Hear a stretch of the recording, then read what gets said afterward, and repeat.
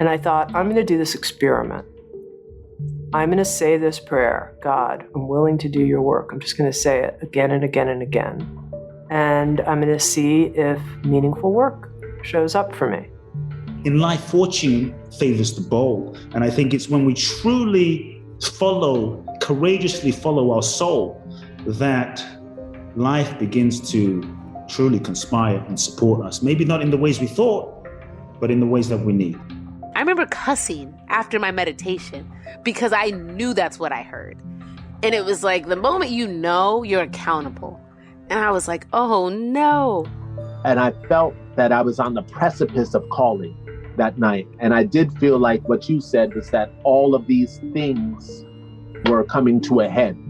We only think we need the money a month before or a week before or whatever because it's for our own security. But life just knows that it'll come if you get out of the way. I'm trying to give it to you, but get out of the way. And it was then that I felt I can't stop doing this. I mean, this was maybe the thing that I was looking for all along. That day, my life changed, because I have moments in my life when I was finally seen by someone. There's a natural human attraction to people who are vulnerably going for it. Because every time I was broke, I survived. The times that my accounts were negative, I survived. So I never had this feeling of money to hold on to it. If you feel a calling, take the risk, jump, move, act. Life is short. Hey there, it's Light Watkins, and we are back with another episode from the end of the tunnel. If this is your first time listening to the show, here's what you are in for. I typically interview luminaries, artists, philanthropists, athletes, creatives, and basically anyone who has gone above and beyond to be the change that they wish to see in the world. Sometimes they start movements, or they create films, or they write books that inspire people. And this week you're in for a special treat because it is our annual compilation episode. So the last one we did was in 2020, and that episode was about navigating mental health. And we had clips from about 5 or 6 of my past podcast guests telling stories about how they personally navigated mental health. And so this year's compilation episode is about taking a leap of faith. And I've curated clips from some of my most inspiring episodes with guests like spoken word artist and musician Saul Williams, the top 5 regrets of the dying author Bronnie Ware. We're going to hear a clip from the singing doctor, Dr. Stephen Eisenberg, as well as author and motivational speaker Kute Blackson. And we'll also hear from plant-based restaurateur Mariana Blanco, as well as Sounds True Publishing founder Tami Simon. And all of them are sharing very personal leap of faith stories. And my hope is that if you are on the verge of taking a leap of faith, but a part of you just wants to play it safe, hearing their stories will inspire you to go for it. And in doing so, you will inspire other people in your circle of influence to do the same. So sit back and relax, and we're going to dive into this compilation on taking leaps of faith. We'll start with a clip from LaRayia Gaston, who started a charity in Los Angeles called Lunch on Me. And before LaRayia had her formal nonprofit, she basically started this thing on the fly by improvising a charitable event to help feed 500 homeless people in downtown Los Angeles. And what I like about this story is how she literally just started without much of a plan. But here's what tends to happen. When you get the ball rolling, you'll see that opportunities are available all around you, right? But you have to take the first step by putting yourself out there and not worry too much about how it's all going to happen. So she had this idea to feed 500 people, and we'll see in the clip how it all turned out. it was a situation where I didn't think that many people would come. So in my head, I didn't really know what I was doing on that scale because I had no background in the nonprofit world. But I was like, people were calling me. I had only invited about 20 friends that I knew that were all in the industry that I was like, okay, I know they'll come out. And everyone was calling me, asking specific questions. And I realized I didn't really have the answer because I just wanted to help people. I just wanted to show up and help people. So they were like, well, how much food are we going to do? And I'm like, let's feed 500. Like I was just throwing out numbers. I'm like, okay, let's just go for it. So I really didn't know. So I'm like, okay, let's feed 500 people. They were like, okay, how many people do you think you'll need? And they were like, well, what do you want us to bring? I'm like, I asked everyone the same thing. I was like, I'll make shirts. Can you guys just buy your shirts? So we're all in the same uniform. Basically, like there was no profit on them. I was just charging like the price of the shirt. Can you guys and then everyone bring something. So basically I had decided on vegan pizza, cold pressed juices, and 2 days before it kind of divinely aligned because I'm like, where am I going to get 500 cold pressed juices from, 2 days before I'm walking into a Whole Foods to get like my own food and Suja, the juice company, is there, like handing out samples. And I was just like, I literally walked up to them. I'm like, hey, have you guys ever done anything for the homeless? And they're like, no, not really. I was like, I'm doing an event in 2 days. Do you think maybe you guys can give us some of your juices? Because it's like they were giving it away for free in Whole Foods. So I'm like, obviously you don't have a problem giving away free product. And I didn't really know anything about, like I said, sponsorships and all that. So she was like, you want to give it to the homeless? She's like, well, how many people are you feeding? I'm like, 500 is our number. She's like, no problem. 48 hours later, Sue just shows up with 500 cold pressed juices. And then people were showing up and I was asking everyone to just bring healthy snacks, whatever that was. I didn't really care. Then I had found like this vegan pizza company. I called them and was like, hey, I need to feed 500 people, but I don't have enough money to feed 500 people. So I was like, can you guys help me? And like, I literally started calling places. I didn't care. I was just like, we want to do this. We don't really have the funds to do this. Can you give it to me at cost? And the pizza guys gave it to me at cost. Did you get that idea to call them up after the Suja situation? Were you like, oh my God, I can get people to just donate this stuff? No, I just felt like closed mouths don't get fed. I got to ask whoever I can ask. It was just one of those situations. I was like, I was honest. I'm like, this is what I'm working with. What can we do with this? But you were prepared to pay for it yourself. Yeah, I did pay for it myself. At the time, I didn't ask people for money. I didn't ask anyone for anything because I didn't care. Where were you getting the money from? It was my savings. So it wasn't even money that you were generating through income. It was just money you'd saved up. Yeah. And I felt like at the end of the day, like I would never go broke from helping. Like I always felt like there was this abundance. Like I never had the scarcity complex. I have been dirt poor. I had said no to jobs in the industry that were against my moral compass and had to sleep in my car for a month. I never would sell my soul and my morale for money ever in my life. And I never felt like money. I never felt that scarcity complex because every time I was broke, I survived. The times that my accounts were negative, I survived. So I never had this feeling of money to hold on to it. So this is an important point. What financial position were you in at the time? I know you had savings, but were you making a good salary? No. I was just building my brand. I had put all my savings into coming to LA. So I just remember, this is what's crazy. Right after that happened, I had less than $1,500 in my account and I gave away $1,000. On that day, on that first day of feeding the homeless? No, it was maybe like a week later.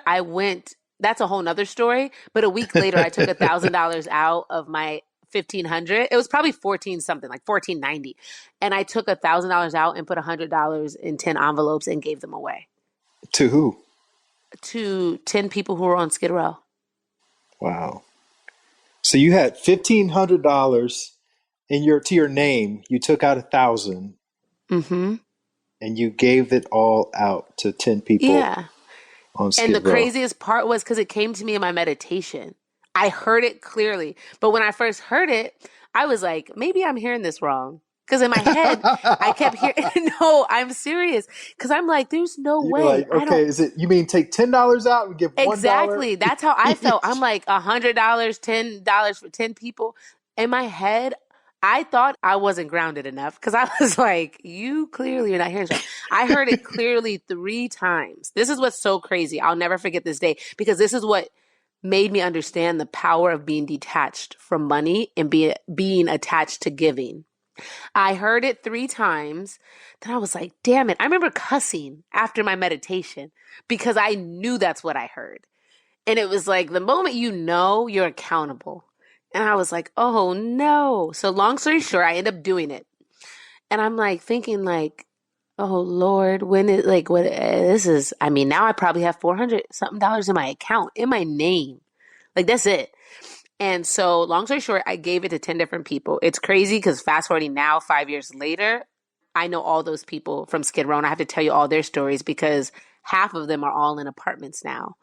And that money had to do with their turning point, but that's a whole nother thing. This was just the obedience I heard from being so connected to a higher source, higher power, and moving from the space of God love. That's what I believe because the lesson that happened, this is what's so crazy. That happened to me. I gave the last envelope away. I got in my car. As soon as I got in my car, I got a call to make $3,000 for half a day for like 6 hours of work.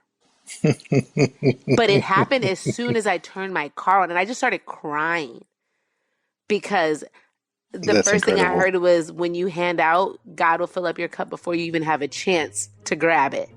Oh my God. That was LaRayia Gaston, the founder of Lunch on Me. And if you want to hear her full episode, it's episode number 9, and it's one of my personal favorite episodes. She's got another great story in that episode about how she went to live on Skid Row in downtown LA and what that experience was like. And this one time when she had to panhandle for money to buy a tarp for the rain that was about to happen. And it was such a great story. So I highly recommend definitely checking out her full episode, which is again, episode number 9 when you can. Next, we are going to hear from one of my biggest inspirations, Mr. Kute Blackson. Kute knew that he was destined to be a teacher and a transformational speaker early on, meaning like literally as young as 8 years old, but he had no idea how it would happen, right? And as a teenager, he started taking these leaps of faith and trusting that everything was going to work out. And in this clip, Kute shares the story of finding his path and taking a huge leap of faith by leaving his home in London and getting a one-way ticket to America with very little money to pursue his path of becoming a transformational teacher. If this vision is real, provide the way. I, of myself, don't know how to do this. So I started meditating, which I tended to do back then a lot when I was facing a mountain. And I'm in the library of my school, age 17, 18. I'm in the library, meditating, like literally. Someone walks up to me, hands me a magazine called The Economist. I don't read The Economist, famous magazine, but I feel, I feel the energy. I think it's so important that we learn to follow the flow of life. I open the magazine, going, something's here. I look at the back of the magazine, it says the American government's giving away 55,000 green cards in the green card lottery. My eyes pop out. I feel chills in my body. I feel this sense that I'm going to win this thing. I'm going to win this thing. So I enter it. I apply through this law firm. Cut a long story short, this was in April. I was told by September the 18th or the 19th, if you don't hear, then you haven't won. Every day. I'm like, okay, I'm going to practice and see if this spiritual stuff that I've been reading about, the law of attraction, creative visualization, if this stuff really works. So I start visualizing myself in the US. I draw a fake green card on a piece of paper, color it green. I'm imagining Bill Clinton shaking my hand and welcoming me to the US. I'm visualizing every day. Every day go to the mailbox, haven't won. Every day go to the mailbox, no letter. By September the 18th, I'm now pissed off. This shit isn't working. God, you've just abandoned me. What the hell is going on? The next day, I think it was the 19th, I go to the mailbox. I'm sure that it's going to be there. Nothing. Now I'm mad. I'm pissed off, mad, upset. I feel totally abandoned by the universe. I said, screw it, I'm going to pack my bags and I'm just going to go to the US. I mean, it's illegal, but I'm going to just go. And that night, we get a phone call. My mother picks up the phone. She says, Kute, it's for you. Turns out to be the law firm I applied for the green card through says, we don't believe it, but you have won a green card. We just got the notification yesterday and you won a green card. And I was hugging my mom and I'm screaming and I'm jumping and I'm so excited, celebrating. And then I hear this voice in the middle of my jubilation. And it says, why are you so surprised? Did you think you weren't going to win? Like, why are you acting so surprised? And it was one of those sobering moments of like, trust the universe. That moment, man, of winning that green card has been a pivotal moment throughout my life, because there's been many moments I felt like giving up along the way, especially in the beginning stages. But remembering that moment and feeling like there is a deeper intelligence function in my life, there is a deeper guiding force that is unfolding my destiny. That moment of winning the green card is what gave me so much faith when I felt like giving up. And so that's when I packed 2 suitcases. I did my interview and what have you, but packed 2 suitcases, 1 suitcase full of books, self-help books, and 1 suitcase full of clothes. And told my mom and dad I'm leaving. And my mom gave me, I forget if it was $800 or $1,000, let's say $1,000 at most. Showed up in LA, 18 and a half, 19 years old, showed up in Los Angeles, landed, asked the taxi guy, take me somewhere safe and cheap where I can stay for a few days, takes me to Venice freaking Beach, which was bonkers back then. And that began my journey in the US. And it was tough and hard. And first weeks I cried my eyes out, wondering what the hell am I doing here? And called my mother. But here's the thing, I knew I couldn't go back. I knew there was no way back. It's like, I think when we have this hesitation and we take action with the sense of, well, there's always a way out. Sometimes when you do burn that bridge and you commit fully to something, it forces you to tap into an internal resource. When you know there's no choice, it's like no retreat, no retreat, you have to move.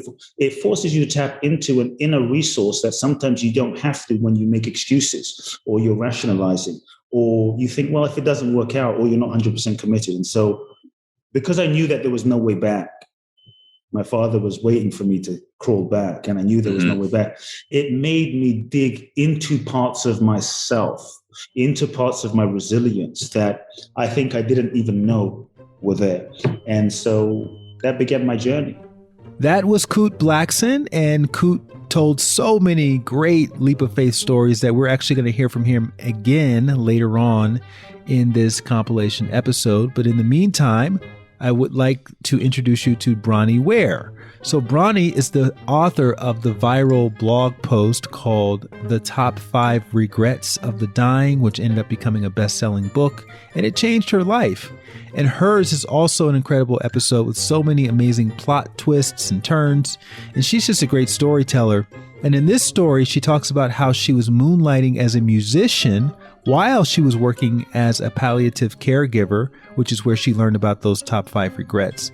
And anyway, she wanted to make music, and something inside of her was nudging her to record an album, but the problem was she didn't have any money.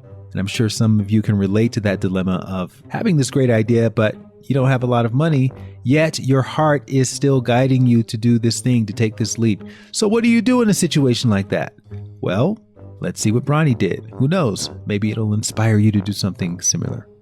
I knew it was time to record my first album. Everything in me said, yep, go and do it. And I had all my musicians lined up and everything else, but I didn't have any money to do it. I had hardly any money to do it. It's certainly not enough to record it, but it was just such a strong guidance within me, just like, yes, do it. So I just started getting organized and got everyone in place. And that included my producer, who was also my guitarist. And he was a married man with 2 kids. He had big financial responsibilities and time responsibilities. And then it got up to, I went away on a little singing camp for a couple of days in anticipation. And we were due to start on the Monday.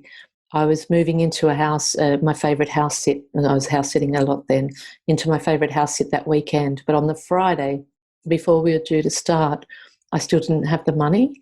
And I was $5,000 short, which is a lot of money to come up with out of the blue. And it had been building for about a week, like, okay, I've followed this, I've honored this, but I am getting really, really scared here because I've got to pay this guy and I've got to pay all the other musicians. And what am I going to do? And so on the Friday evening, I went and sat on my meditation cushion in a panic, really, just in such a panic, thinking, what am I going to do? I was really scared, very, very scared. And so I meditated and just said, I'm really scared here. I don't know what to do. And I just got, let it go. Just let it go. Go out and just forget about it for tonight. Go out and have a good night. And so I went out with a mate, and I had planned to go and see a band, and I was going to do it on my own. And then a friend got in touch and said she wanted to go to this bookshop that has a cafe, and how about we go there? I said, yeah, sure, let's do that. So it felt like a good distraction from my own head to be with someone else. And then she ran into another friend of hers, and while my mate was, our mutual friend was off looking at the books, I sat down with her friend and we just got chatting. And she said, tell me about your life. My life's really awful. It's crap at the moment. That's what she said. My life's crap. Tell me about your life right now. And I said, well, actually, my life's pretty crap too right now. I said, I'm waiting on a miracle, and I'm right at the 11th hour, and I'm really scared, and I don't know what I'm going to do. So tell me about your life instead. And she said, no, I want to hear about yours. Tell me what is all this about? And so I just said, well, I'm due to start recording my album on Monday, and I don't have any money, and I need at least $5,000, and I'm really scared, and I don't know what to do, but I just felt my heart just said to do this and get on with it. And she said, well, my life is crap because I'm going through a really shocking divorce, and I've wanted to support the arts for years, and my husband wouldn't let me support the arts, so I'm going to use the money I'm getting from him to support the arts. I'm going to turn up on Monday morning at your house with $5,000 in cash. and she did. Yeah, I just burst into tears, of course. And I just thought to myself, how do we ever question it? Because we don't need it before we need it. And I got it when I needed it. But we always think we need it before that. And I'd had little leaps of faith prior to that time, and I'd always landed on my feet. Someone, there was always a solution was presented at the last minute. But because this one was so large and involved so many other people, it just seemed huge. But it just taught me that we only think we need the money a month before or a week before or whatever, because it's for our own security. But life just knows that it'll come if you get out of the way. I'm trying to give it to you, but get out of the way. And so, yeah, she turned up and she just said, I just want to have my name on the album cover as the executive producer. So I said, sure. And she just came in, didn't want to get involved, just lay on the floor on the thick, lush carpet of this house, and just sat there while we started recording the album and came to the launch. And, yeah, that was it. Didn't stay in touch or anything, was just quite detached from the whole process, but was a guardian, was an angel. Man, I love this story. We don't need the money until we need it. And don't let the idea of not having the resources stop you from taking the next step. Bronnie is another guest of mine that shared many wonderful stories throughout her episode, and I highly recommend listening to that one as well. In fact, I recommend listening to all of the full episodes of all of the guests that I am including in this compilation, because that's why I'm including them. They have such great stories. But Bronnie's episode is number 24 if you want to listen to that one sooner rather than later, so definitely check that out.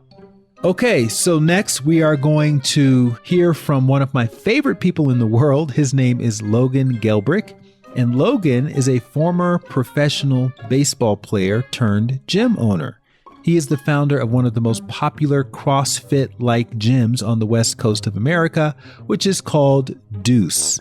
And in this clip, Logan shares the leap of faith that he took when he transitioned from training people in the local park to actually getting a brick and mortar business and creating DEUCE, and how he also had some serious financial obstacles to overcome in the process.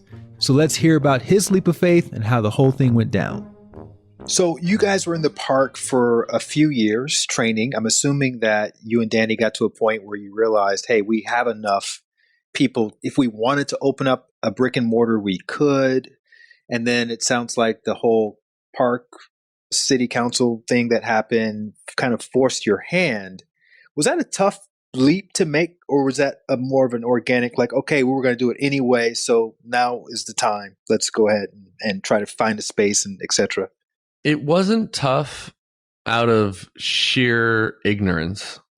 Naivety. Yeah, which I mentioned in the book, the hiding hand principle. It's like, this is to our advantage, like I think there's a false notion, Gladwell talks about it in, I think, Blink or whatever, the false notion that more information is always better, and it's like, if we really went to the whiteboard and broke out the pie charts and dialed in all the predictive metrics, and consulted with a bunch of other people's opinions, we would have found a lot of great reasons not to make that leap. And the hiding hand principle is sort of the classic example is folks digging a mine shaft. It's like there's a certain amount of planning. What's the budget? How many man hours? How difficult is this going to be to sort of bore this hole 2 miles into the side of this mountain? And then you start.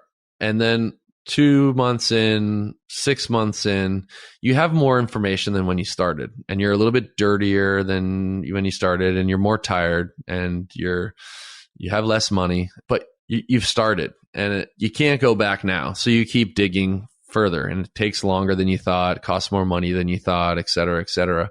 And if you would have had that information to begin with, you would have maybe not done it in the first place. And so not having all that information allows us to, I think, engage in things that maybe we'd otherwise prevent ourselves from, and I do the mental experiment all the time.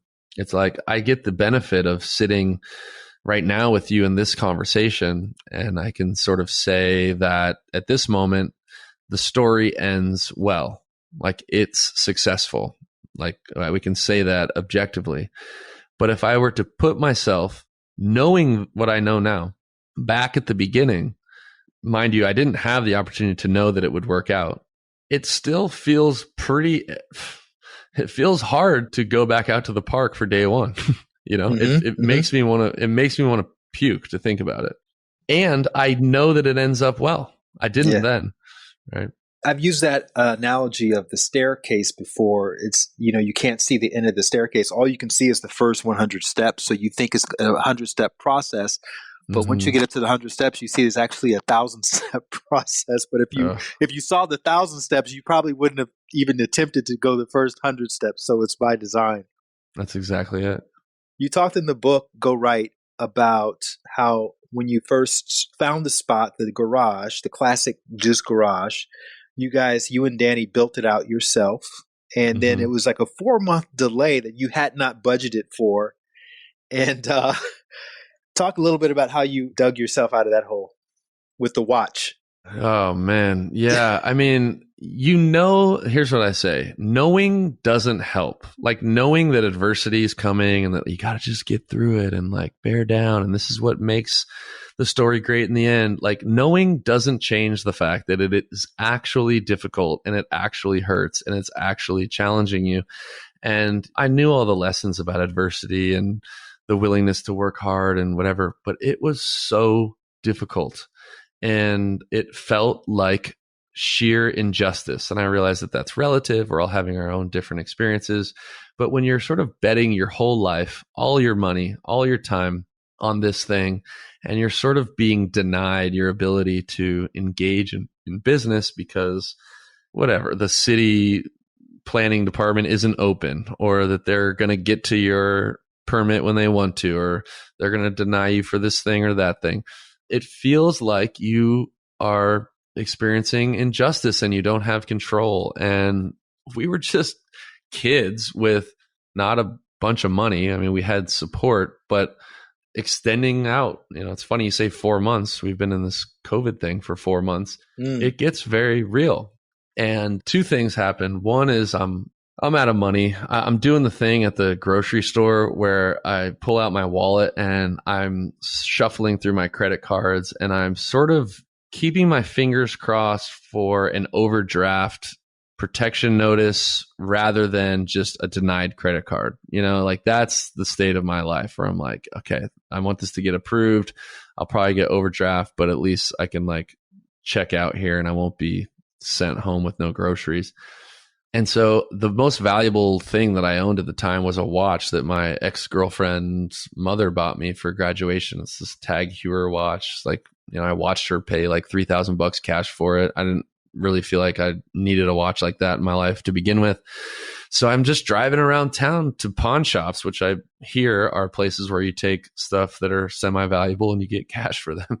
And no one wanted to buy this watch for anything respectable cash wise. And so a couple of people offered me a couple $100 for it, but I ended up holding on to the watch. But that was sort of the level of desperation. And then I got what I thought was a break.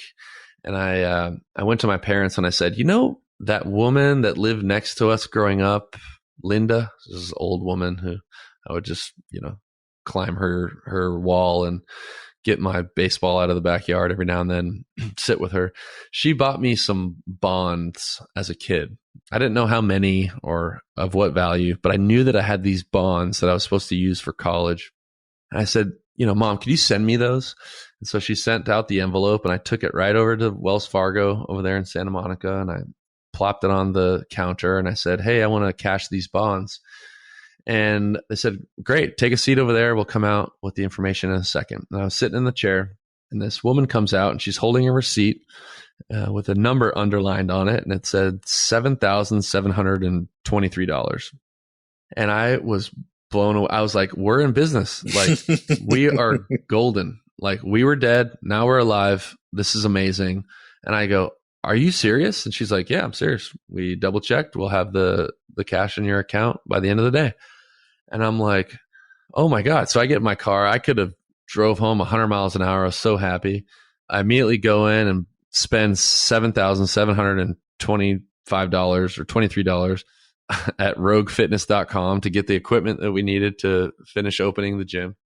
And 2 days later, I get a call from Wells Fargo about a clerical error that the number was in fact $772.30, and that a decimal place got moved over. And I said, "Oh my God, I so sorry that happened. I can get you the money back. I just need some time. I've spent it." And they said, "Oh, we're not really interested in what you did with the money. We need the money back in your account." And they were brutal to me, calling me from different branches, whatever, threatening to cancel all my accounts and all these things. And they needed the money in there like yesterday. And so it was so par for the course in that moment that I was like, this thing is going to make me bleed. And now I get to joke about it. But how did you get that money to them? I had to take out a loan from a friend, and so thank goodness for those folks.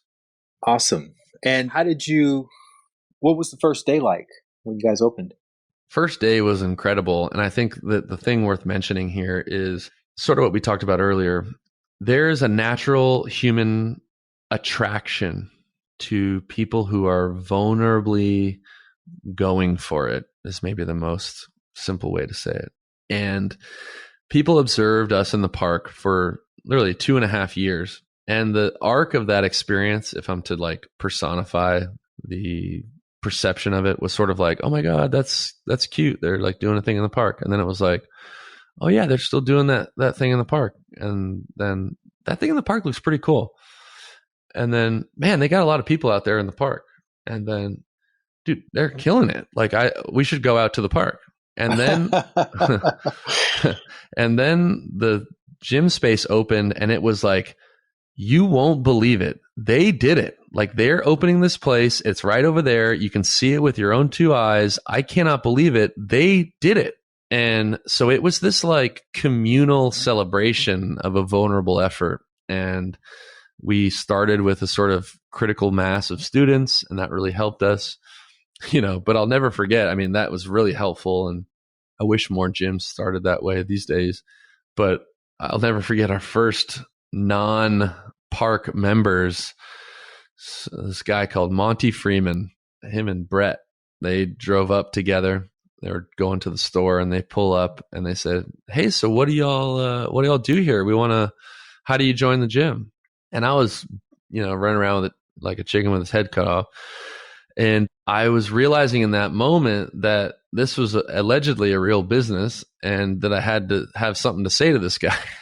And so my words were sort of like, well, normally what we do in situations like this is, normally I'll have you come inside, and this is me just making this up as I go. And we signed up our first member and people kept coming, and thank God for just figuring it out as you go, That was Logan Gelbrich from episode 25 of At the End of the Tunnel. And I loved how he talked about the aspect of naivety that you basically need when you're taking a leap of faith. And so if you have the inclination to do something bold, but your friends and your family are calling you naive, then you're actually right where you want to be. And by the way, it's always the people closest to you who call you nuts and naive and crazy. But that's what makes the leap of faith so much sweeter, when you finally land in your purpose and then everybody starts looking at you as their inspiration. Okay, moving right along, we're now going to hear from Sounds True founder Tami Simon.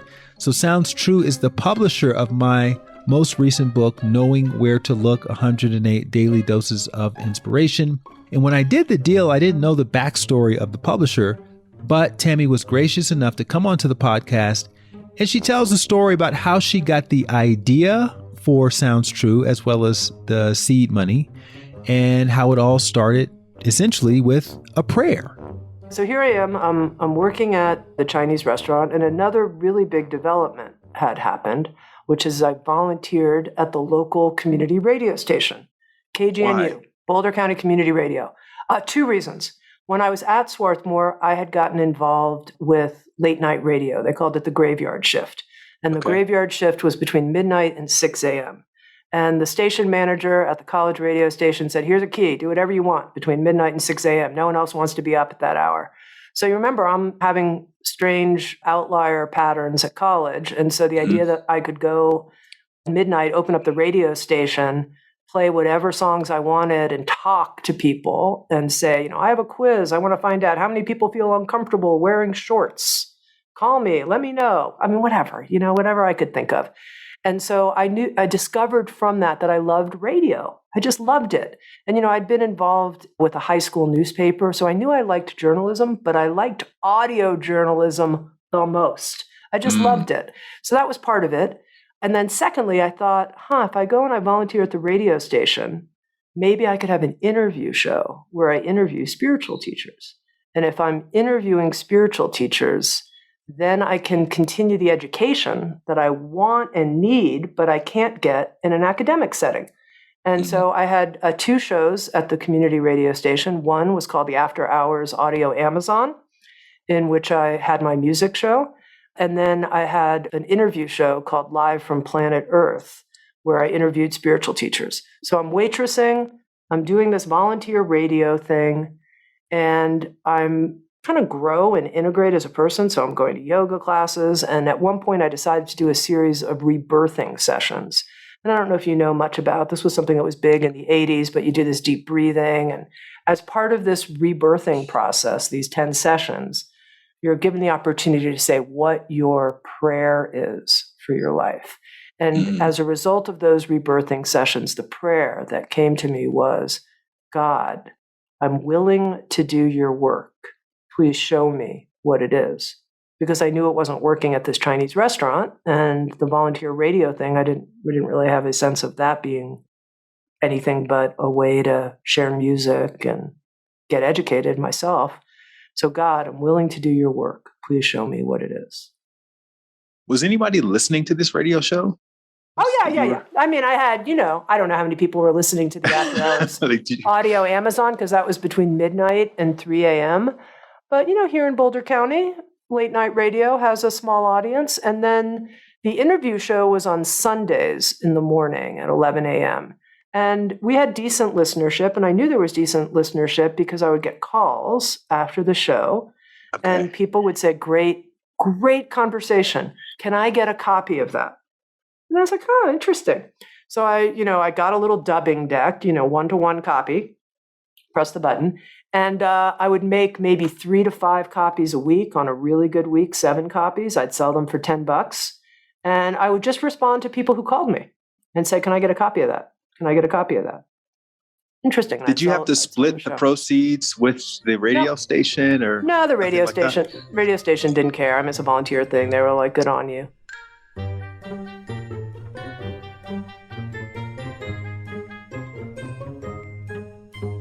So then you quit the waitressing job. So I quit the waitressing job because it just was meaningless at a certain point after doing it for about 9 months. And I had accumulated a little bit of cash, not much. And I thought, I'm going to do this experiment. I'm going to say this prayer, God, I'm willing to do your work. I'm just going to say it again and again and again. And I'm going to see if meaningful work shows up for me. And then I have an entry in my journal that says, I'm running out of money. Looks like my experiment has failed. And the next day, I get a call that my father has died. And he died of heart failure. And soon I learn that I'll be receiving a small inheritance. And my small inheritance is about 50 grand. And that was back in 1985. So that would be like $200,000 today. Mm-hmm. So to a 21-year-old person, didn't seem that small to me. It seemed like a lot of money, actually. And then a sequence of events unfolded. Do you want to know what that sequence was? I would love to know. I'm hanging on to every word over here. Okay. So I get this small inheritance, and the question is, what am I going to do with it? And one of the people that I was interviewing for Live from Planet Earth was a local entrepreneur who was into crystals. So it was pretty weird when I would walk to the radio station from the house I lived in. I would walk by his street front window that had these large crystals. I'm talking like 2-3 feet tall, like major crystals here in Boulder, Colorado. And I was like, what's that guy doing with those crystals? Like, what's going on? And then he also had a sign in his window, which was a yin-yang sign with a dollar symbol through the center of it. And the words transformational economy. So I was also, what's the yin-yang sign and the dollar sign doing together? What's going on with this guy? So I'm talking to him, befriending him, trying to learn about crystals. I say to him, I want to do a radio show with you about crystals. And then I share, hey, you've got this transformational economy sign. I just inherited this money. Not sure what to do with the money. I don't really want to put it in the bank. I think the bank could invest in things that wouldn't necessarily reflect my values. So I'm not sure what to do with this money. What should I do with it? And he looks at me and he says, why don't you put the money into yourself? And I said, well, that's a really good idea, except I don't know what to do. Like me and myself, we're all confused. We don't know what to do. We're walking the streets, looking in people's windows and stuff. I don't know what to do. He looked at me and he said, Tami, you know what you want to do. You know. Come back in 3 days and we'll talk about it. And then I walked out of his office and something really odd happened. Something quite odd. The first odd thing that happened was I felt like I wasn't quite walking on the ground after I exited his office. As I was walking on the sidewalk, I felt like I was 3 feet above the actual pavement. So that was a weird feeling. I was like, I feel like I'm walking in the air. This is really freaking weird. This is a really weird feeling. And then the next thing that happened was that I heard some kind of voice. And I don't know what it was, internal voice, external voice, I have no idea. The words I heard were disseminate spiritual wisdom. Period. And my foot hit the ground. And I started walking on the ground. So now I'm walking on the ground. And I start thinking about it. Disseminate spiritual wisdom. How am I going to do that? How am I going to do it? Well, books are a great way. I love books, but there's a lot of people publishing a lot of books. I don't know if that would be something I could just break into. And then I was like, well, there's video, but my parents watched a lot of television, so they were watching television instead of having the kind of conversations I wanted to have. I don't think I want to go into video, and that's an expensive medium. And then it was like audio. Oh my, well, look, I love the radio. I love learning by listening. I already have like one of the smallest cottage businesses in the world with my little dubbing deck, making a couple cassette copies a week. I'll disseminate spiritual wisdom through audio. And that was really the beginning of Sounds True. Again, that was Tami Simon, the founder of Sounds True, from episode 64. And gosh, when you hear her story with the radio station that she volunteered at and the little tape deck recorder and the crystal shop merchant and the prayer and the metaphysical experience, I mean, when you add all that up, it's really hard to deny that she was ever not on her path. And that's something I think you'll hear in a lot of these episodes as a theme, is how when we look back in hindsight, we're always exactly where we needed to be. And we're doing what we need to do in order to move along to the next way station along our path. Okay, speaking of which, let's now revisit Kute Blackson's episode. He told so many great leap of faith stories that I included another one of his. This one had me cracking up when I heard it because it's so ridiculous, but that's also what makes it so inspiring. And in this clip, Kute shares the leap of faith that he took when he decided to hunt down the famous movie director Steven Spielberg in Los Angeles with the intention of pitching Spielberg on his inspirational talk show. So let's see how the whole thing happened. Now, is it true you went up to Spielberg at his kid's soccer game to try to... True story. How do you find out where Spielberg's kids are playing soccer? Okay. Like, what is that? Just a little backstory.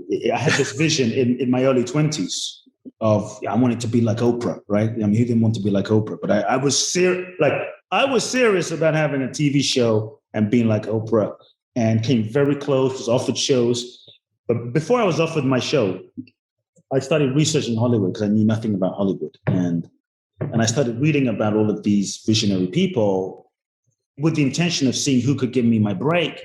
And when I read about Spielberg, I felt he was unconventional. This was a guy who jumped the fence at Universal and did unconventional things. So I thought, okay, this guy might understand, and he's visionary and he's rich and he owns DreamWorks. So I read his book and I had a crazy friend who knew someone this guy believed in me, but he knew someone who knew Spielberg, producer. So he calls the producer and says, can you introduce Kute to Spielberg? What kind of crazy question is that, right? So I called the guy up and said, hey, can you introduce me to Spielberg? He's like, are you nuts? I mean, I can't just call Spielberg and just introduce him to some random guy. I said, I want to be the next Oprah, change the world, inspiration, his entertainment, pitch my whole vision to this guy. And I think he was kind of charmed. And he said, look, I can't introduce you to Spielberg because I just can't do it. But I have a friend that his kids play soccer with Spielberg. Let me introduce you to my friend and just chat with him. So I called the friend up, the producer's friend, and I gave him my whole pitch again. I want to do this talk show and change the world and bring people together. And I want to meet Spielberg. I know your kids play soccer with Spielberg. He's like, I can't introduce you to Steven Spielberg. You're crazy. But, but I hear your kids play soccer with Spielberg. Do you know what I'm saying? I said, could you at least let me know where they play soccer? He goes, if you tell anyone that I told you where, I will kill you. But you didn't hear it from me. So another angel, he literally tells me, he goes, this is where we play soccer. It was in the Pacific Palisades, Palisades where the post office is, right? That little park. Yeah. So I'm like 22 years old, something in my mid to early 20s. I put my suit on. Like I have a suit. This is like back in the day, man. I have this beige suit. I thought I was pimping, and I put together a Kinko's. Go to Kinko's. Put together a press kit with my picture on it. Typed my bio. Had this VHS tape of I was on one TV show at the time for like 2 minutes. And I wrote a handwritten letter to Steven Spielberg, 4 pages, handwritten letter, referencing why he should give me a chance, referencing his books. I'm like selling Spielberg in this letter, handwritten. Dear Mr. Spielberg, would you like to launch the global #1 TV show that changes the world? On and on. So I show up the first week on a Saturday, 8 a.m. Spielberg's not there. The kids are there playing. Spielberg's not there. I come back the next week. Park in this parking lot. Granted, I'm trembling, okay? I think we have to push ourselves outside of our comfort zone. And this is something I've consistently done in my life. I haven't been the smartest person, the most intelligent person, the richest person, fill in the blank. But one thing I do is I consistently trust my intuition, don't question, and push myself outside of my comfort zone, probably more than most. That's been a secret for me. And so I show up at the freaking park my car, I look around the corner of this park. Lo and behold, I see Steven Spielberg in the park, in the middle of the field with his wife and his kids playing. One of his kids, he adopted an African-American kid. So I'm like, okay, he's not going to be racist. Okay, this is good. All right, let's go. Okay. So I'm thinking to myself, do I approach him in the middle of the game? I don't know how to do this. Do I approach him in the middle of the game it would be weird approaching him in the middle of the game. And I wait till the end of the game. I'm hiding behind a freaking tree. I'm hiding behind a tree. And 30 people, the parents are walking. What I didn't know was there was a stalker in the news. He was being stalked by a stalker at this time, okay? It was in the news. I didn't know. So I'm hiding behind this tree. And I see Spielberg with his kid and his wife walking. My heart is beating out of my chest. This is the moment, man. Sometimes you have to just seize the moment. You only live once. I mean, heck, so I just jump out from the tree and I'm in front of Spielberg and I just start pitching him, okay? Mr. Spielberg, I'm 23 years old. I'm from back in Japanese, African, grew up in London. I have this vision to change lives and inspire people. I want to be the next Oprah. I'm going at 100 miles an hour. Like, everyone freezes like, oh shit, he's going to get killed. What's going to happen? All the parents freeze. He freezes. Everyone turns white. His wife, Kate Capshaw, is there. After like 1 minute, women, very smart, sizes me up. She starts laughing. He looks at her. He relaxes. She laughs. He realizes because she's laughing that I'm harmless. So he relaxes. Everyone relaxes. He's like, whoa, slow down. Start again. I give him my pitch again. I'm 23 years old. And he laughs. He goes, you remind me of myself when I was young. Because what can I do for you? I said, I want to do a TV show with DreamWorks, change the world. I want to make a difference. I want to inspire people. And you're the guy, Sidney Sheinberg gave you a shot at Universal. I want you to give me a shot and let's change the world together. Help me, help you. I'm just going off. I'm almost embarrassed. I've never shared this stuff on the podcast. And so he looks at me and he said, you're very interesting. Give me what you have. I give him my package. He walks off. Everyone is looking like, what the hell just happened? This parent comes up to me. He's like, what was that? What just happened? I go off thinking, honestly, I did it. It was good. Nothing's going to happen. That was a Saturday. Monday morning, I get a phone call. This is Mr. Spielberg's assistant. He really was impressed with you, and he's going to set up a meeting. Basically, what happened was DreamWorks weren't doing any TV talk shows, daytime talk shows. They were more in film. But he said he was really impressed with you that over the weekend, he called Buena Vista Television at Disney, set up a big meeting for you over there with some TV executive that he wants you to meet. And he's really impressed with you. And so I was like, wow. Cut a long story short, I go into this meeting with this Disney executive, and she's like, I don't know what the hell happened, but I got a phone call from Spielberg over the weekend raving about this guy. And I don't know if we can do anything, but if Spielberg calls, we have to take the meeting. So anyway, so it led to that beautiful meeting. And that was my Spielberg story. So I think in life, bro, the essence is if you feel a calling, take the risk, jump, move, act. Life is short. I think in so many ways as human beings, we play safe. We play safe because we're afraid of the worst case scenario.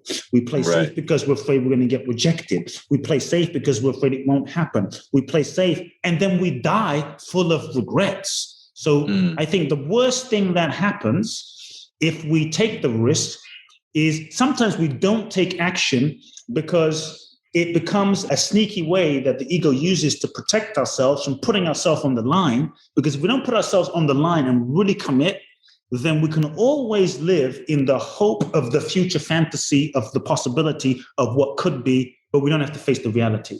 And I think in life, fortune favors the bold. And I think it's when we truly courageously follow our soul, that life begins to truly conspire and support us. Maybe not in the ways we thought, but in the ways that we need. Oh my God, how awesome was that story? In life, fortune favors the bold. I don't know if I could have done that, but I tell you, hearing Kute's story inspires me to at least do my version of that, whatever that is. Okay, we're going to keep it going with the man who they call the singing doctor. His name is Dr. Steven Eisenberg. And if I had to say which one of my episodes that I've re-listened to the most, it would probably be Dr. Steven's. Man, the stories he shares are so inspiring. They're so touching and heartwarming. And in this clip, Dr. Steven shares the story of how he first started down his path in writing songs for his cancer patients, and how it was a huge leap of faith for him to start doing it. But one patient of his inspired him to say, you know what, screw it. This is what I have to do.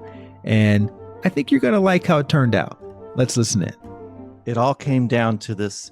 Again, it was a crossroads. It was Charles, this beautiful guy, Charles, a piano teacher. He was the #1 piano teacher in all of Carlsbad, California. And he had metastatic prostate cancer. He came in and we talked about music. After we went through the medical stuff, the rest of the visit was talking about music, because here he had a successful act in Vegas where he played piano and he did comedy. He did like a comedy musical act. His stage name was Chucky Showalter. And he was just this beautiful soul. And he was teaching kids how to play piano at his second phase of his career. After one of his audience members died in a drunk driving accident, he decided, I can't be part of this world anymore. I'm going to get into teaching. And so he taught people. And one day he brings in this song for me called The Dirtiest Song Ever Written. He gives me this thing and we read these lyrics together and we're laughing and we're just talking about how music changes lives. And at the time, I was debating whether to start writing original songs for patients. Up until that point, I'd brought out the guitar into the chemo room a few times and just had done some spontaneous little Adam Sandler-esque little funny bits like, hey, Edith, tell me about you. What do you have at home? She's like, I've got 12 cats and I've got 6 dogs. So there would be a song about Edith and her. Edith's got 6 dogs and she's got 6 cats. Oh, Edith. And it would be like a little funny ditty about Edith. And she'd laugh and she'd clap along. And it was a funny distraction. And people said they felt like they were a little cafe or something. And it was fun. But then Chucky, it was he. I said, Charles, I'm thinking about doing this thing where we write a song together. And I want you to be the first person, because you know the healing power of music. You've experienced it. It's your life. And he said, it would be an honor. And so we started asking him, very similar to how we're having this talk today. I started asking him about his life, his childhood, his first band called the Spats. And he told me a story where they opened for the Rolling Stones in the 60s. And so all of the things that we were talking about, what he loves, how he met his wife, what he was like as a child, how he had the act in Vegas, these became the lyrics. What moves him, what touches him, what inspires him became the lyrics to his song. And after that, he started getting worse, unfortunately. He started to go downhill. As I was putting the finishing touches on the song, he's now on hospice. He was bedridden. He couldn't leave his home. So I called him and I said, I finished the song and I want to come over and play it for you and Ellie, his wife. That was the first time I ever went over to a patient's home. It was the first official original song. I went over to his home. He had the hospital bed in the living room. And I went in there and I played it for him and Ellie. It was called Teaching Me. And it takes you through his life of going from performer to teacher to then how he was teaching me about the beauty of music and the healing power of music. And so I played it for him. He's crying. Him and Ellie are hugging. And he said, you get me at such a deep level. I feel this deep sense of validation, of peace, knowing that this will live on, that these lyrics will always be here. And then we just hugged it out. And that was the first time it ever happened. And then later, after he passed away, I played it one more time in front of people at his memorial service. All his piano students were there. They played their favorite song they taught him. And his wife graciously, so beautifully asked me to play his song at his memorial service at someone's home. And it was then that I felt, I can't stop doing this. I mean, this was maybe the thing that I was looking for all along. This was somehow bridging those two worlds. When Chuck and Ellie, and we played it, and the piano students, and because I felt him in the room. Everyone felt his presence in the room through these simple words, through these simple lyrics. And there was healing in that room. There was healing. There was healing of the grief. You know, people, of course, you feel your grief, but there was also a deep sense of, this is who he was, and we love him, and we honor him. And this was the first time it happened. Like, this was the first time it happened, and I knew I couldn't stop it. I couldn't stop it. It was maybe the thing that was going to be the answer. Okay, again, that was Dr. Steven Eisenberg, and I love what he said at the very end. He said, I couldn't stop. I couldn't stop. And that is a telltale sign that you have indeed stumbled upon your purpose. It's something that you find yourself doing all the time, or you're thinking about it all the time. And the thought it doesn't go away until you take that next step. And so you have to take that next step. That is, if you want to get rid of the thought. And the other takeaway is that the next steps won't reveal themselves until you take that first leap of faith and put all of your heart into it. Okay, the next clip is from Saul Williams, the slam poet extraordinaire, the actor, the uber talented musician. I first saw Saul in a movie called Slam, where he played the lead, and it was about a kid who got caught up in the prison industrial complex. And man, Saul played the hell out of that lead role. And in the movie, he recited a poem called Amethyst Rocks. And he sort of became famous for this poem, Amethyst Rocks. And the clip tells the story of how he came up with that poem, and also how the leap of faith he took to recite the poem publicly, even though he was not a poet at the time, how that led to opportunities that he could never have imagined. So we started a magazine when we were in Atlanta called Red Clay. And in that magazine, I decided I was going to have a section called HUNK, H-U-H ? And I would start my section with a poem and then follow it with an essay, which would be about like social commentary or something. And so I point that out only because I had started writing poems, not to read. I didn't know anything about really like reading poetry aloud too much, but I had started writing poems and essays for my magazine that my friends and I started. And so then I moved to New York to go to grad school at NYU for acting there. And so that first year there, school started in August, I guess, that October, I met some other young artists in my neighborhood in Fort Greene who were like, I'm shooting a short film and you're an actor. I need an actor. Are you interested in being in it? Maybe it was through a friend of my sister or something. And I ended up meeting a few other young artists. And one of them was a girl who was like, my boyfriend's a poet. You should come hear him read. And I was like, okay, I have shit to do. I didn't know anybody really except for the 17 people in my acting program and my family deep in Brooklyn, but I didn't have any peers in the city per se. And so I was like, sure. And so that October, I went to a poetry reading and was blown away because, so this is 1994, October 1994. It's right at the beginning of really what they start to call backpacker hip hop, right? Because the Chronic and all that shit that came out in 92, like there's the heavily exploited commercial hip hop, which has gone really gangster one direction, you know, so Biggie, all this shit is happening, Mobb Deep, all this shit is happening. And we're in New York, so we're feeling all that. But the De La Soul tribe side of things Right. Far Side, all that. Far Side. It's now becoming called Backpacker or Underground. It's Diggable Planets. And Diggable, all this shit, right? And there's a world in between that. And I show up at this poetry reading in October 94, and I'm like, oh, because I'm seeing a bridge between sort of like the literary arts that we come from the tradition of, the Miri Baracas, the Sonia Sanchez's, the Maya Angelou's, the Bell Hooks, all these Audre Lordes, all this stuff, and the hip hop. I meet all these, I don't really meet them, but I see all these poets perform this night. And I'm like, wow, that's crazy.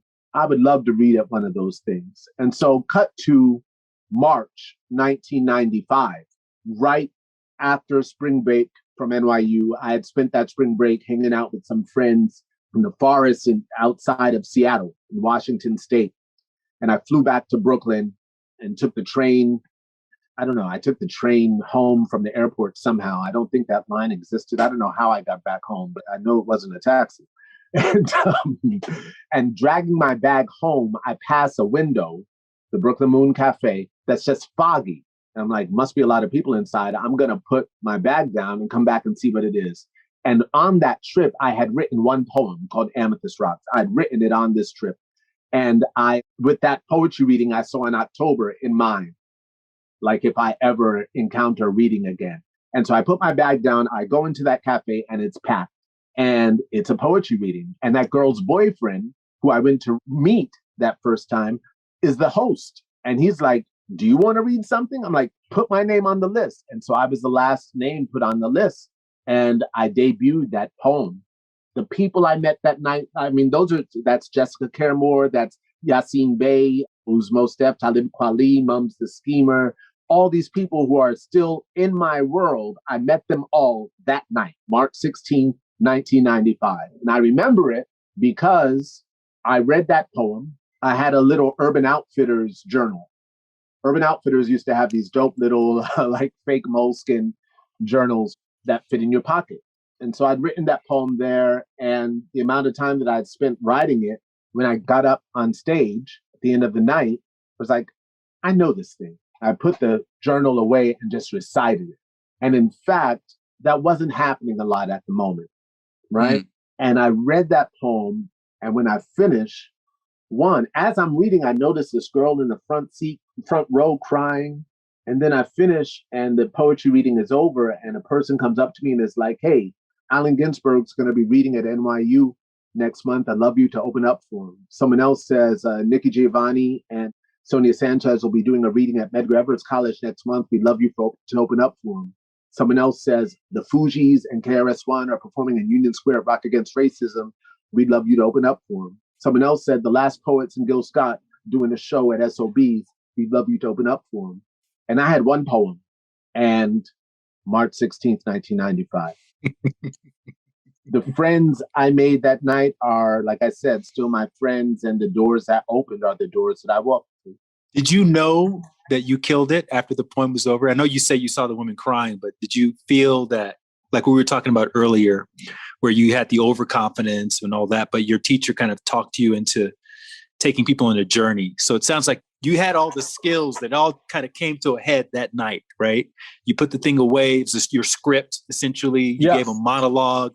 You probably started low. You went up high. You took them through that journey. And then it's just like everything just paid off in that moment.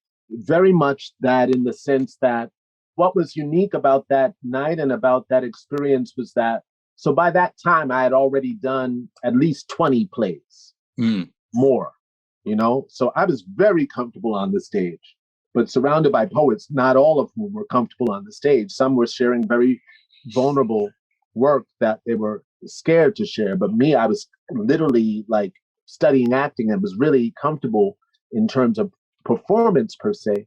That moment is best described by the film The Matrix, that moment where he leans back and you see the bullet in slow-mo. I saw the words coming out of me, and the way that I related to it at the time, and I think it's the same way I relate to it now, has a lot to do with the fact that my dad was a pastor and that he had always referred to his profession as a calling. And I'd always had to defend myself from old ladies at church who would be like, are you going to follow in your father's footsteps? Which I always thought was crazy anyway, because I was like, isn't it supposed to be a calling? You can't make that decision. Not for the ministry. That's supposed to be a calling. What are you talking about? Were you paying attention in church? I had that in my head, but I would always defend myself by saying, well, no, the stage, not the pulpit, is my calling. And that night, I remember reflecting on the idea of calling, because I had also identified as a rapper for a long time. I had been a battle MC, of course, as an actor, but here I was in this new world reciting a poem that I had written, and I had felt more empowered and felt like I was touching people and myself in ways that made me excited to write more and to explore more of myself. And I felt that I was on the precipice of calling that night. And I did feel like what you said was that all of these things were coming to a head. All the time spent reading and rereading works by Shakespeare and studying plays, and because what studying theater does to the type of attention you pay to literature is golden, because you're there breaking down, like, what does the author mean? What does the character mean? When in the middle of this sentence does the character change their mind? They change their mind in the middle of this phrase. They say it's this, and then they start to look at the stage direction. When did they change their mind when they were saying this? So you're really getting into the nitty gritty of what's between the lines when you're studying what other people have written as an actor. But when you go to write, suddenly all that studying pays off, because now you know that if someone were to sit with your work, they would be doing the same thing. And that intention, that research, all that psychological work goes into the writing process. It was interesting because I was excited. I was more so excited about writing more. Performance was like, yeah, of course. But the fact that here was a way in which I could perform things that I had written, and it wasn't that I was dreaming of becoming a writer. It was more so that here was a sort of unbuilt bridge that we were tasked with constructing between our literary heroes and our hip hop heroes, and fusing these worlds. Because in fact, I remember thinking quite intensely about the fact that our ears for our generation had been primed differently because we had grown up listening to hip hop, because we had listened to Lottie Dottie and with you can't be, all the stuff where we were just like paying attention. Like, did you hear what he said? Wait, rewind that. All of that type of special attention that we paid had us tuned in and primed for the spoken word movement that was to come there, because we were listening like that. And so to take away the music, which is also something that had been part of my practice, because I spent a lot of time writing rhymes as a kid.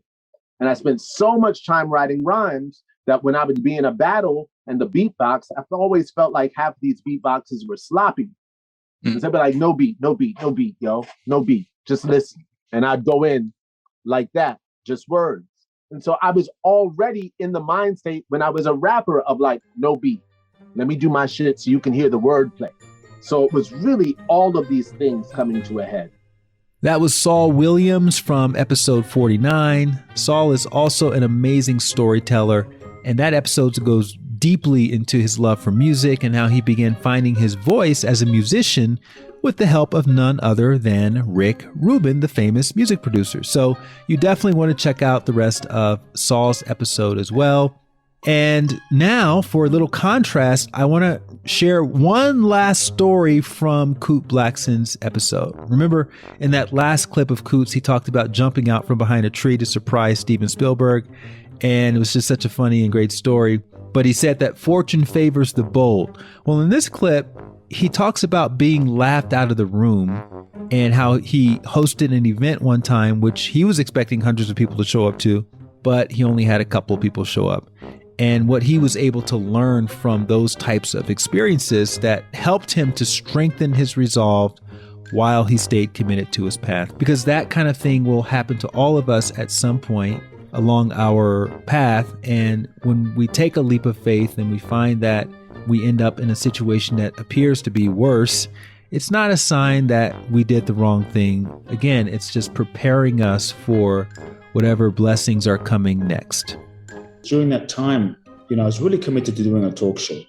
I had this idea that was going to be my path and that was going to be my destiny. And I was offered a show. I ended up turning it down. We don't have to go into that. But I was rejected so many times. Like, I was laughed out of me. When I say laughed, I was laughed out of meetings. Laughed out of meetings. Embarrassed out of meetings. Pushed out of me. I mean, it was embarrassing, humbling, ego crushing, but we must persevere if you believe in something. Sometimes, though, things don't quite work out the way you thought they were going to work out. And so when I look back now, I'm really glad that the TV talk show didn't happen as much as I wanted it to happen. Because I realize now, had it happened, number one, I wasn't really ready. It would have collapsed. Number two, I probably would have gone down a completely, I don't want to say wrong path, but I would have gone down a path that probably wasn't that aligned because there were levels of maturity that I still needed to deepen into.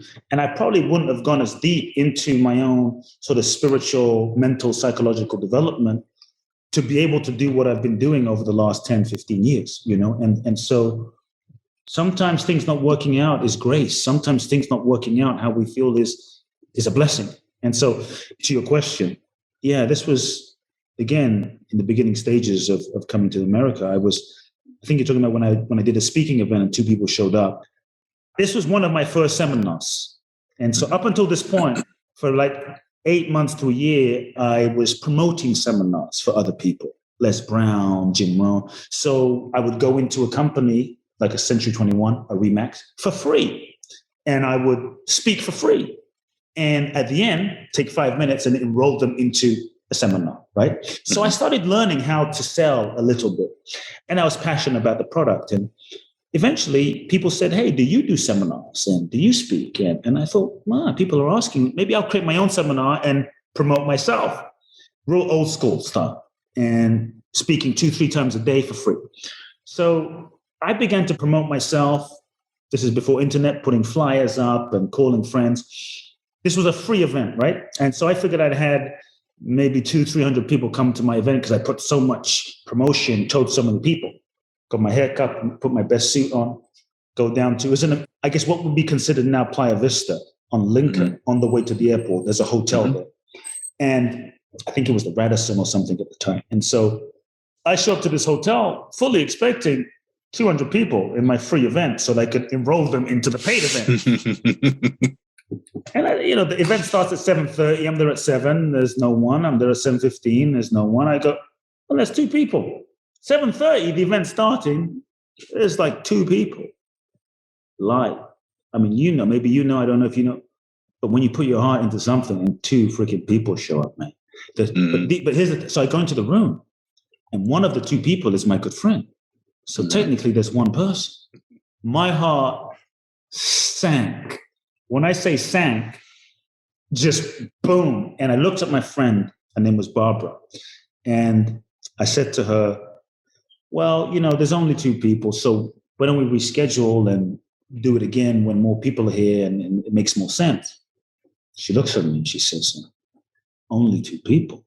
You think it's not worth it? Only 2 people. Goes, we're 2 people. We're here. And we want our transformation. We came for transformation and we want our transformation. I was just stunned. I kind of realized they were right.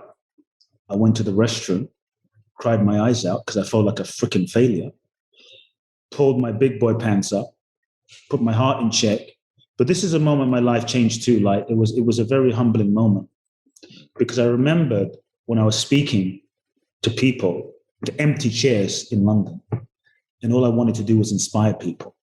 And the whole reason I had gotten into this field of self-help in the first place was not for fame, was not for money, was not for accolades. It was because of the true intent to serve people, truly serve people.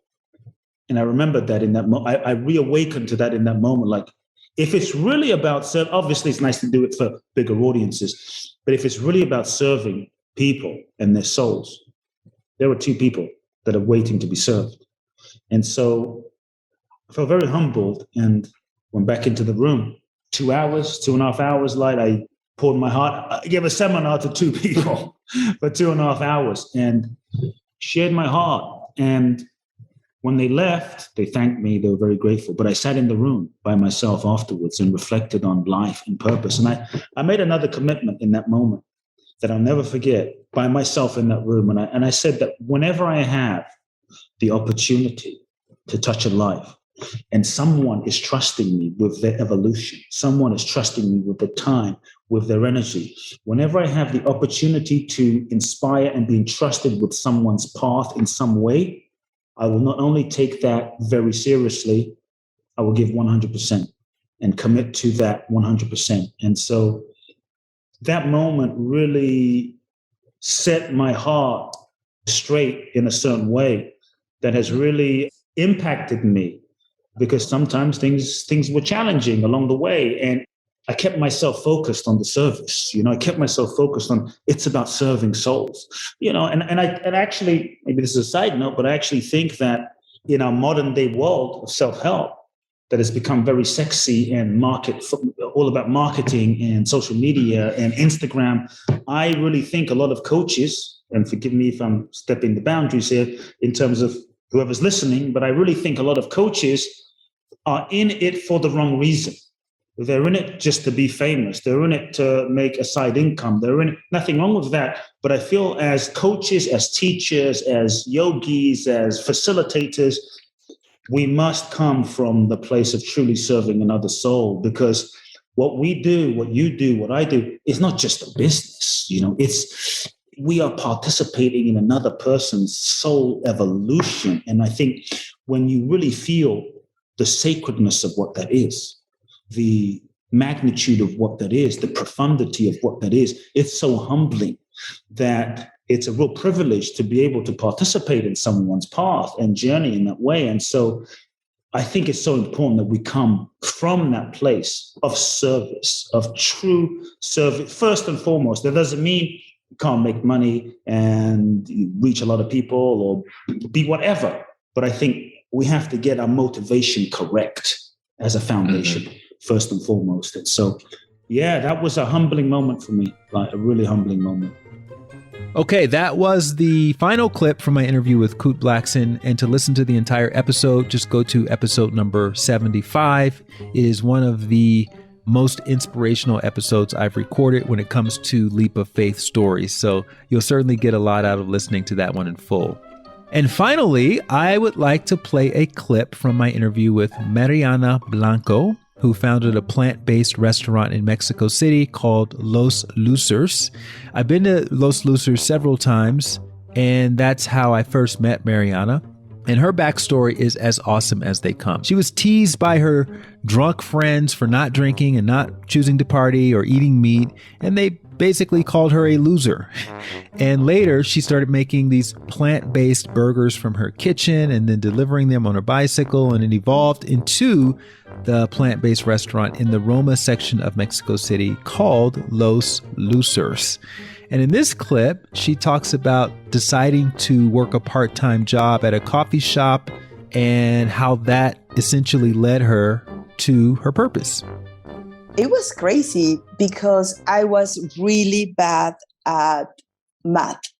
I hated it. I was like, no, it's not for me. I don't understand. I'm like stupid. And I remember that I needed to pick a career. It's insane how it's like people doing that. But I remember that I asked, what's the career that doesn't like have math? And they said, journalism. I said, perfect. But nothing is coincidence for me, or I do believe that. But since I was a kid, I was writing stories. I was talking to people and then writing my dreams in the next morning. I remember when I went to college, it was very boring. I was like, I don't know what is this. I don't know why I need to read this. And it was really hard. And then I needed to have a part-time job.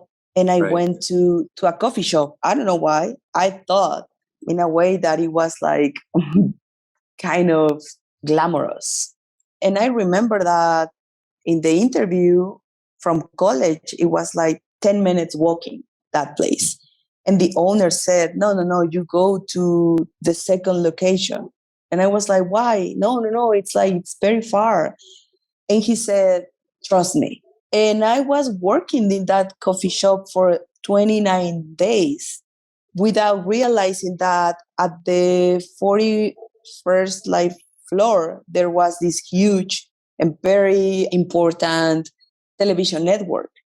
And they hired me as an assistant of everything. And I was like, what? Me? Why? And then I quit the school because you needed to pay. And then we had money problems. So somebody came into the coffee shop who worked on the 41st floor and said, we really like you. We want you to come up. So it was the building of the World Trade Center. And every morning I was like seeing these business guys, all black and very fancy, very miserable. But then in the middle of the day, I was watching these guys very punks with shirts and long hair. And they were ordering coffee every morning, every day. And then I was talking to them. Hey, what do you do? And they were telling me, oh, we are producing this TV show, or we are doing this, blah, blah. And I was like, wow, that's really cool. And they were just talking to me. One day there's a lady, I thought that she was very important because she was very serious, very elegant. And I made her coffee that morning. And I said, oh, so you work there. What do you do? And she was like, she was huge in that television network. And then I remember that I said, oh, so I'm studying journalism as you. I said that. And she said, and what do you do here? And I said, I'm helping with my bills. And she said, okay, so what time are you free of work? I said, 8 p.m. She said, okay, so change your clothes and look for me. I will be waiting for you. I was like, okay, cool. But I thought that it was I don't know. And I was paying all the coffees with my tips. I was being very friendly because I'm like that, And at 8 p.m., I was very happy to go to that floor because the view, it's amazing. And when I got there, the ladies from the reception, they were very excited, what is happening? I was like, I don't know, maybe it's a tour from all the offices, and I don't know. And all the guys that I was making their morning coffees, they were like, hey, Mariana, what are you doing here? Blah, blah, blah, and making jokes with me. And she said, tonight she's working here. I was like, what? And they hired me. That day, my life changed, because I have moments in my life when I was finally seen by someone. Someone cared. Someone saw something in me. And from that, everyone, without asking any help, they were trying to help. Mariana, we need a new writer for this newspaper. And I was like, but I don't know how to do it. And they were like, don't worry, we are helping you. And I was like, okay, Mariana, we need this. Because I was living by my own when I was 17. I chose to move out and I was struggling. I was surviving every day. So in a normal day, I had 3 to 4 jobs. And I was very happy. I was learning and I was doing everything by no following any rules. I don't know how to explain it, but those guys or my teachers, they were like teaching me how to learn and have fun at the same time. But yeah, I mean, it was like meant to be. Again, that was Mariana Blanco from episode number 72. And I love how she felt that weird trust that she had in her inner compass placed her on a path that in hindsight seemed like it was very much meant to be. I would recommend listening to her full episode, just as I recommend listening to the other full episodes. And I hope that listening to these various clips has inspired you to take the leap of faith wherever you are, and or to follow your heart and to trust in your inner guidance. And one thing I will say about being at this stage in my life, where I'm currently in my 40s, is you realize that no one is going to give you permission to take the leap. If anything, they'll tell you all the reasons why you shouldn't take the leap or why you should play it safe. And so it takes constant reframing of our experiences and constant reinforcements by hearing stories like these to see that really at the end of the day, if we want to maintain our sanity, if we want to keep the light turned on inside, then taking the leap of faith is our only option. And the sooner we take it, often the better things turn out. So that's the intention behind sharing not just this compilation, but all of these podcast episodes. And I want to thank you again for supporting this podcast throughout the year. It means so much to me. And I will make sure to list all of the episodes that we featured in the compilation in the show notes, which you can always find at lightwatkins.com/tunnel. Speaking of lightwatkins.com, while you're there, you will see information about everything that I'm up to. You'll see information about my most recent book, Knowing Where to Look, which is available in all versions, including audio, which is read by yours truly, and it comes with bonus commentary. You will also get information on my Happiness Insiders community, which is where you'll find the notorious 108-day meditation challenge. I'm pretty certain that being a part of that community will change your life from the inside out. So if you're ready to take your inner work to the next level, just go to thehappinessinsiders.com to get more information and start your free trial. Finally, if you can subscribe to this podcast and leave a rating or review for the podcast, that would be the best way to help share these conversations. It only takes 10 seconds to rate it. Just look at your phone screen and open up the Apple Podcast app if it's not already open. Click the name of this podcast at the end of the tunnel. Scroll down past the previous episodes and you will see the 5 blank stars, and just click the 5th star, the one all the way up to the right, and you've left a rating.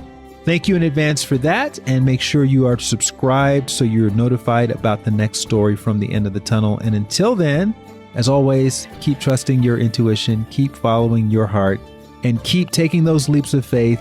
And if no one's told you recently that they believe in you, I believe in you. Thank you and have a great day.